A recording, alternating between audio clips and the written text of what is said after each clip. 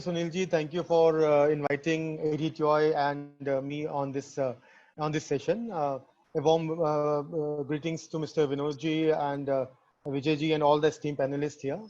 Uh, to say on this, I have seen like Vinod Joshi and Sanjay ji has briefed more or less covered the entire topics and what are the major attractions in Andhra Pradesh to sell on. But to start with, the association which I represent is ADTOI. This is Association of Domestic Tour Operators of India. And to give a small brief on this, the association this formed was in 1996. So it's been around 24 years. We are into the trade exclusively for domestic tourism and to promote this sector of tourism. Yeah, if I talk about the national, we have got around 12 chapters covering the entire India. In total, we have got around 800 plus members, which we cater and who are pledged to promote domestic tourism in India. Mr. Joshi briefed a lot of things on domestic tourism and the places which is covered under it.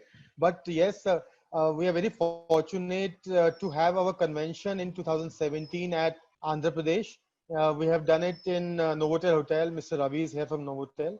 And a beautiful presentation and a beautiful hotel. And very recently, we have conducted a webinar also on Andhra Pradesh as a tourism destination. More or less approximately 400 people participated in the webinar. Vijayji was there and he gave a very brief profile on the destination. So it's a great session. First thing foremost, how to promote a state. To promote a state, I think education about the state is the most important thing.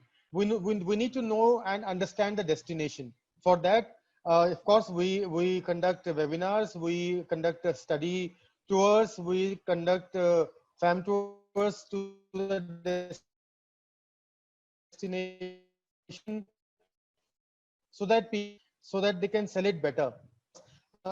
To go a step further, we at ADTOI have strong ideas to promote it further as state specialist programs. If you heard about it, if you visited a place, you attended our webinars, so go for a state specialist program. There will be few questions in it. Answer those questions. You will be allocated a space specialist program, which you can share with your clients, and you can tell your clients that you know the place well and you are the right people to sell them. So this is one way. Of course, it's a beautiful destination. If you talk about Andhra Pradesh, the 5th largest state in India, ranks between the first 4 in attracting tourism in India, tourists in India. So apart from Tirupati Balaji, beautiful beaches, wildlife sanctuaries, heritage sites, Nizams, these are all the main attractions. We are pledged to promote domestic, and Andhra Pradesh is one of the major destinations and the tourist places in our books. We will keep on doing it. But yes, to make it further more viable, we need the tourism policy and domestic tourism study. This is pending for a long time, and we want to have a domestic tourism study on all the states so that we can reach the government and ask them to promote a particular state in that way. This is required. So I request all the eminent speakers and the people who are from Ministry of Tourism or from government to at least look into it. We need this study to take things forward. This is all about to say on domestic tourism, Sunilji. Vinodji, Chetan Bhai, and all the other panelists, including Mr. Srivatsa sir. See, Vizag, sir, Andhra Pradesh is known for its coastline with 972 kilometers with 21 accessible beaches. And Vizag is the finest, has the finest stretches of beaches. And coming into Visakhapatnam, we have the Submarine Museum, the Karusura, we call it the Karusura, and which is the only one such submarine museum in the Asia Pacific region. And that's one area we will all have to focus. And it's quite one. And then we have the TU-142 Handicraft Museum again, which has just come opposite to that. We have the Erramattu Dibbalu, which is a 1.2 million year old unique geo-heritage site. Apart from that, we have a lot of other things in Vizag. like the Kailashgiri, we have Bhimli and all that. But the more fascinating thing has always been Araku. Araku with the Vistadome train that we have is one of the biggest features. Then we have the Bora Caves, which Sir already spoke about, which is a multi-million-year-old and it's the deepest cave. And then we have the waterfalls, and then we have Lampasinge, which is the coldest place in South India, which goes up to 0 to -1. And then we have other waterfalls. We have the Tribal Museum. But Andhra Pradesh is more a sacred spiritual legacy in terms of spiritual temples. And of course, we all know Tirupati, and we have Mahanandi, we have Kalahasti. But my request is, which is very less talked, is the 3 Shaktipitams that we have. And out of the 18 Shaktipitams, 3 are located in Andhra Pradesh. And very less is talked about it, and very less is sold about it. We have Srisailam, which is the 6th of the Shaktipitas. Then we have the Pitapuram, which is the 10th of the Shaktipitas, and is also one of the 3 Gayas.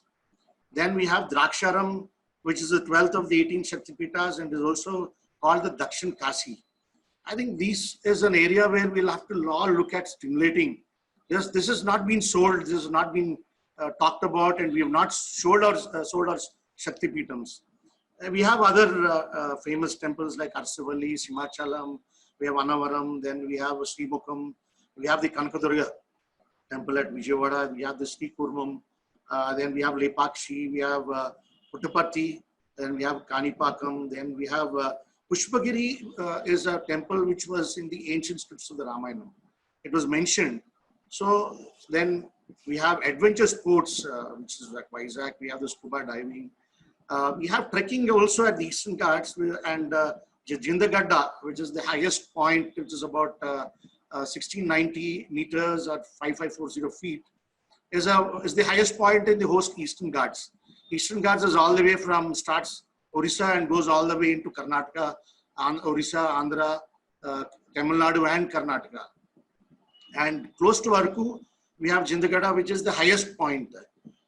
Then Vijayawada, we have a lot of water sports, including at Rishikonda. Then Papikondalu, which is the thing that again has to be focused. We can go to Bhadrachalam using these boats.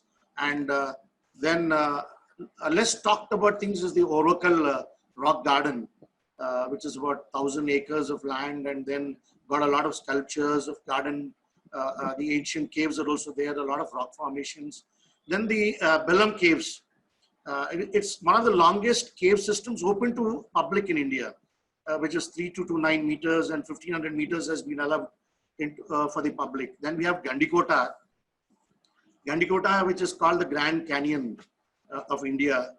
Then we have the Undavali Caves, again near Vijayawada, which is a 7th century entire cave complex with about 64 caves.